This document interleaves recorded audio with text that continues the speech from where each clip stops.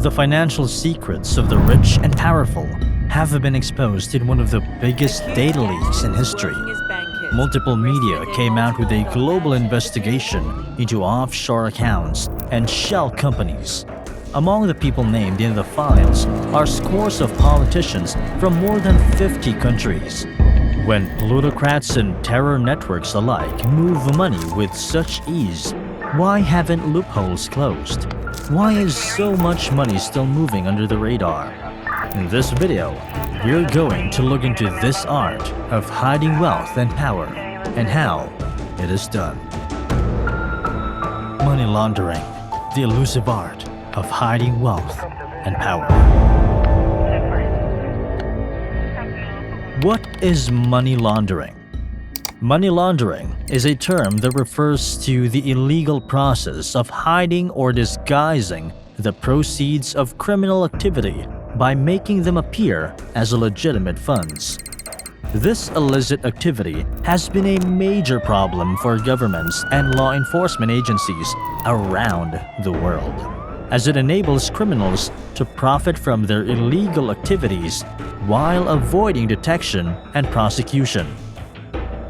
Money laundering has become an increasingly complex and sophisticated activity, thanks in part to the development of new financial technologies and the globalization of the world economy. In recent years, the use of offshore accounts, shell companies, and other tactics has made it easier for criminals to launder money and hide their illicit wealth and power. The money normally comes from activities like drugs, terrorist activities, and other illicit means. It is considered dirty and is laundered to make it look like it came from a legal source or legal sources. There are 3 steps used to disguise the source of illegally earned money and make it usable. Placement. The money is introduced into the financial system, usually by breaking it into many different deposits and investments. Layering. The money is shuffled around to create distance between it and the perpetrators. Integration. The money is then brought back to the perpetrators as legitimate income or clean money. The term money laundering. First, let's take a look at the history of money laundering. The term money laundering was first used in the 1920s to describe the activities of gangsters who were using laundromats to disguise the source of their illegal funds.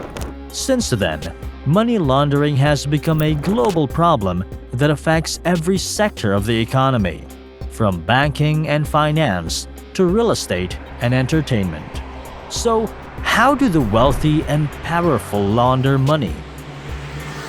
There are many techniques that they use, but the most common ones include the use of offshore accounts and shell companies.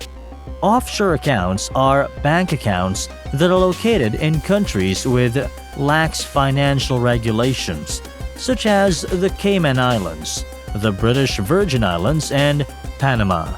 By using offshore accounts, criminals can move their funds across borders without detection and avoid taxes and other regulations. Shell companies are another common tool used in money laundering. These are companies that exist only on paper and have no real business operations. Criminals use shell companies to transfer funds between accounts without raising suspicion and to hide the true ownership of assets. Another technique used in money laundering is the use of casinos and other cash incentive businesses.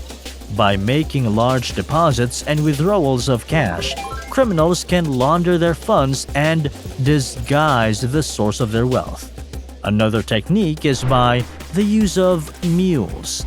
Mules are individuals who are hired by money launderers to help carry out their laundering schemes. Money mules are just like drug mules, who may be in on the scheme or may be recruited unknowingly. But rather than smuggling drugs, these individuals carry money. People who are recruited are usually approached by money launderers and often don't have any knowledge of the scheme. They may be enticed by being promised jobs that pay large sums of money in return. Criminals often target people who usually fall under the radar, including those who don't have a criminal record or the financially vulnerable. There's the Smurf technique. Contrary to what you may believe, this doesn't have anything to do with a classic children's cartoon. Smurf is the term used to describe a money launderer who wants to avoid scrutiny. They do this by using the placement, layering, and integration steps to hide the money. Large sums of money are deposited in different banks using smaller transactions. Financial institutions are required to report large deposits that exceed $10,000 or those they deem suspicious to financial regulators and authorities. By depositing smaller amounts of money or smurfing, money launderers are able to go under the radar and make it look like the money they deposit is legitimately sourced. Other than trying to hide the money through deposits and corporations, money launderers also choose to avoid detection by also investing in mobile commodities such as gems and gold that can be easily moved to other jurisdictions, discreetly investing in and selling valuable assets such as real estate, gambling, and counterfeiting. Money laundering in the digital age. While the methods listed above are still common, money launderers often find modern ways to operate, putting a new spin on the old crime by making use of the internet to avoid detection. A key element of money laundering is flying under the radar. The use of the internet allows money launderers to easily avoid detection. The rise of online banking institutions, anonymous online payment services, peer-to-peer transfers using mobile phones, and the use of virtual currencies such as Bitcoin makes detecting the illegal transfer of money even more difficult. Here are a few ways that technology is helping further money laundering activities. The use of proxy servers and anonymizing software. These tools make integration almost impossible to detect because money can be transferred or withdrawn with little or no trace of an IP address. Money can be laundered through online auctions and sales, gambling websites, and even virtual gaming sites. Ill-gotten money is converted into the currency that's used on these sites, then transferred back into real, usable, and untraceable clean money. A spin on phishing scams for a victim's bank account. Fraudsters scam victims under the pretense of depositing a fictitious lottery winning or international inheritance. Instead, they make multiple deposits into the account with the stipulation that a portion of the money must then be transferred to another account. So, what are governments and law enforcement agencies doing to combat money laundering? In recent years, there have been many efforts to crack down on this illicit activity.